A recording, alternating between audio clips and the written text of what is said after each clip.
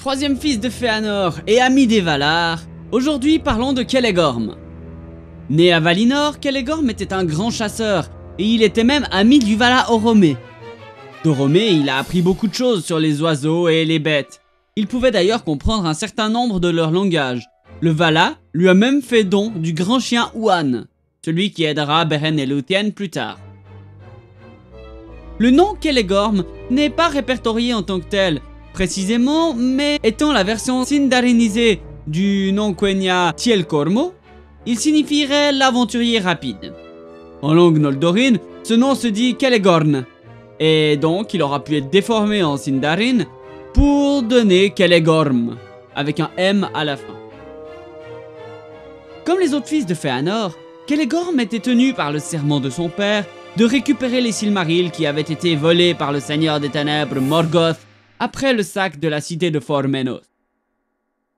Ce serment l'obligea, lui et ses frères, à suivre Fëanor jusqu'en Terre du Milieu et en menant Huan avec lui évidemment. À son arrivée, et avant le premier lever de la lune, Celegorm fut celui qui apprit la nouvelle que des orques descendaient par la vallée du Sirion pour attaquer Círdan dans les havres des Falas. Celegorm dirigea une partie de l'armée Noldor qui s'abattit sur les orques près d'Eithel Tirion et les conduisit donc à s'empêtrer dans les marais de Serech.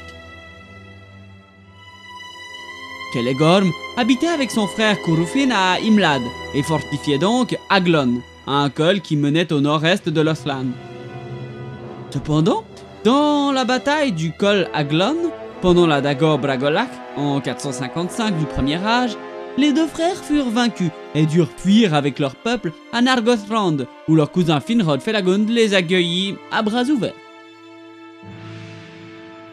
En 465, alors que lui et son frère Curufin vivaient encore à Nargothrond, ils ont failli prendre la relève au départ de Finrod Felagund.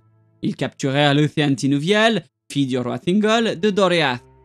Celegorm souhaitait l'épouser, forçant ainsi un lien de parenté avec Thingol. Huan, cependant, rompit son serment auprès de son maître et aida Lúthien à s'échapper. Il fut expulsé de Nargothrond avec son frère sur ordre d'Orodreth, le frère de Finrod.